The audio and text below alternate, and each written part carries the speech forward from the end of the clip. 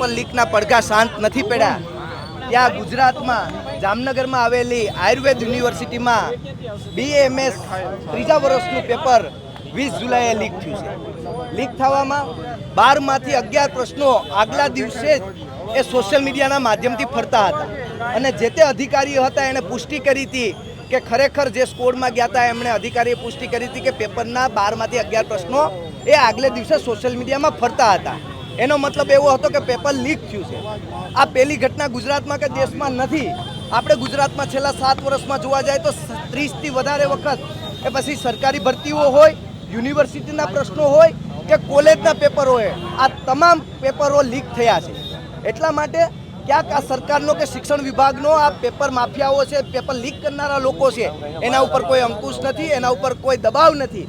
એટલા માટે વારંવાર આવા લોકો પેપર લીક કરી અને લાખો કરોડો વિદ્યાર્થીઓ સાથે અન્યાય કરે છે. તેનો NSUI વિરોધ કરે છે અને માંગ કરીએ છીએ કે જે પણ કોઈ અધિકારી આમાં સંડોવાયેલા હોય તેને કડકમાં કડક સજા આપે, નહીં કે કોઈ નાની માછલીઓને પકડી અને સરકાર વાહવાઈ લે.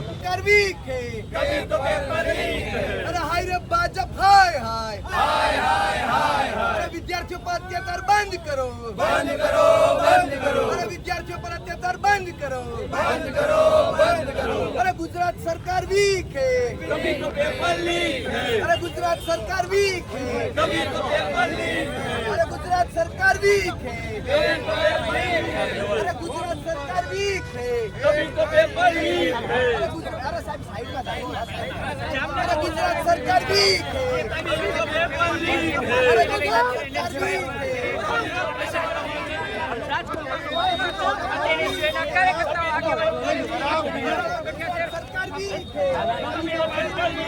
આયુર્વેદનું પેપર લીક NSUI છે રાજકોટ પેપરો લીક કરી અને લાખો વિદ્યાર્થીઓને અન્યાય કરે છે. એવી જ રીતના જે BAMS નું પેપર છે જામનગરમાં લીક કરી અને ક્યાંક ને ક્યાંક ડોક્ટર વર્ગના વિદ્યાર્થીઓને અન્યાય કરવાનું જે કામ કરી રહ્યા છે તેના વિરોધમાં આજે રોડ ઉપર ઉતરી અને આંદોલન કરી રહ્યા છે.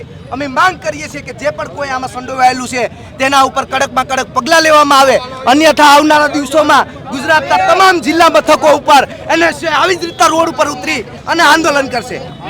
અરે ગુજરાત સરકાર વીક છે. તે પ્રમાણે કે રોડ ઉપર ઉતરી અને NSUI છે તે અત્યારે વિરોધ જે છે તે કરી રહ્યું છે. જામનગર આયુર્વેદની જે પેપર લીક થયું છે તેમના આરોપના પગલે અત્યારે વિરોધ કરવામાં આવી રહ્યો છે.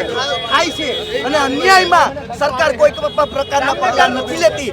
એના કારણે આજે અમારો રોડ પર ઉતરવું પડ્યું છે. જામનગરની જે આયુર્વેદિક કોલેજમાં જે પેપર લીક થયું છે BAMS નું, એના વિરોધમાં આજે રોડ પર છે. કડકમાં કડક કાર્યવાહી થાય, કડક કાર્યવાહીની માંગ કરવામાં આવી રહી છે. આપ જોઈ રહ્યા છો તે પ્રમાણે અત્યારે પોલીસ છે તેમના દ્વારા અત્યારે જે NSUI ના કાર્યકર્તાઓ છે તેમને અત્યારે અહીંયા જે ચક્કાજામ કર્યો છે કોટેચા ચોક ખાતે. पुलिस को आगे करती है, अरे बस जब जब जब डरती है, पुलिस को आगे करती है. ખરેખર શિક્ષણ વ્યવસ્થા આખી ફેલ છે. આની જવાબદારી સમજીને શિક્ષણ મંત્રીએ પોતે રાજીનામું આપવું છે એવી પણ એક માંગ કરીએ છીએ. જોઈ રહ્યા છો તે પ્રમાણે કે પોલીસ છે તેમના દ્વારા અત્યારે ડિટેન કરવામાં આવી રહ્યા છે. જે જામનગરની અંદર BAMS નું જે આયુર્વેદિકનું જે પેપર લીક થયું છે તેવા આરોપ જે છે NSUI દ્વારા કરવામાં આવ્યા છે અને તેમના જે પગલે અત્યારે પોલીસ દ્વારા જે NSUI ના પ્રમુખ જે છે તેમને અત્યારે લઈ જવામાં આવી રહ્યા છે.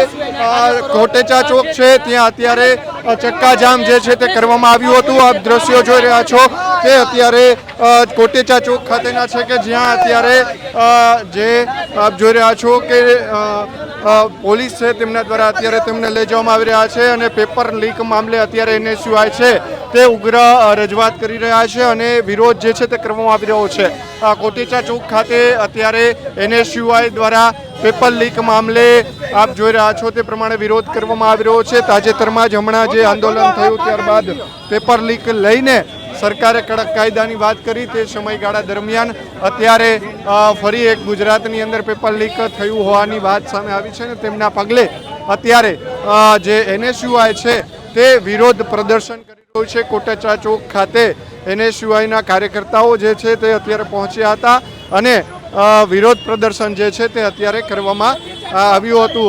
કોટેચા ચોક ખાતે ચક્કાજામ કરતા જે પોલીસ છે તેમના દ્વારા અત્યારે લઈ જવામાં આવ્યા છે. જામનગરના બનાવમાં તટસ્થ તપાસ નહીં થાય, ન્યાય નહીં મળે ત્યાં સુધી આવી જ રીતના એને સમગ્ર આપ જોઈ રહ્યા છો તે પ્રમાણે કે જે એનએસયુઆઈના પ્રદેશ પ્રમુખ સહિતના જે કાર્યકર્તાઓ અને આગેવાનો છે તેમની અત્યારે અટકાયત કરવામાં આવી છે. કોટેચા ચોક ખાતે ચક્કાજામ કરવામાં આવ્યું હતું અને તેમના જે પગલે અત્યારે જે તેઓને હવે અટકાયત કરી લેવામાં આવી છે. ઉલ્લેખનીય છે કે પેપર લીકની ઘટનાનો મુદ્દો દેશભરની અંદર ગરમ છે. એ સમયગાળા દરમિયાન અલગ અલગ જે છાત્ર સંગઠનો છે તેમના દ્વારા વિરોધ પ્રદર્શન કરવામાં આવી રહ્યું છે. આપ જોઈ રહ્યા છો તે પ્રમાણે એનએસયુઆઈ દ્વારા જામનગરમાં કડક પગલાં લેવામાં નહીં આવે ત્યાં સુધી એનએસયુઆઈ આવી જ રીતના રોડ ઉપર ઉતરી અને આંદોલન કરતા અચકાશે નહીં.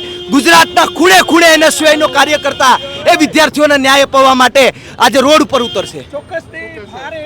અત્યારે આપ જોઈ રહ્યા છો તે પ્રમાણે કે જો આપ સાથેના હવે ચેડા જે છે તે સહન નહીં થાય તેવા પોસ્ટરો પોલીસની ગાડી છે તેમની અંદર લગાવવામાં આવ્યા છે અને ચક્કાજામ કરવામાં આવ્યું હતું પેપર લીકને લઈને. તેમ મુદ્દે અત્યારે જે એનએસયુઆઈના કાર્યકર્તાઓ અને જે પ્રમુખ છે તેમની હવે અત્યારે અટકાયત કરી લેવામાં આવી છે. ઉલ્લેખનીય છે કે જે જામનગર આયુર્વેદ યુનિવર્સિટી છે તેમાં BAMSનું જે પેપર લીકનો જે મુદ્દો છે તે મામલે એનએસયુઆઈ છે તેમના દ્વારા